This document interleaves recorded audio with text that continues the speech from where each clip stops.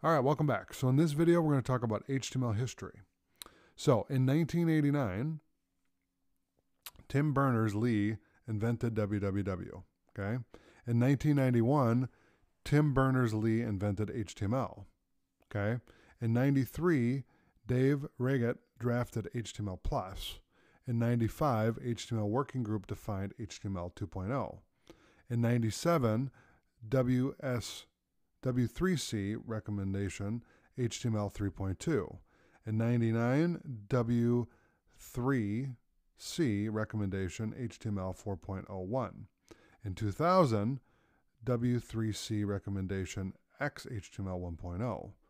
Okay, so in 2008, HTML5 had the first public draft.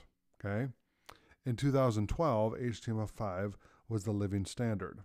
Okay, and in 2014, the W3C recommendation was HTML5.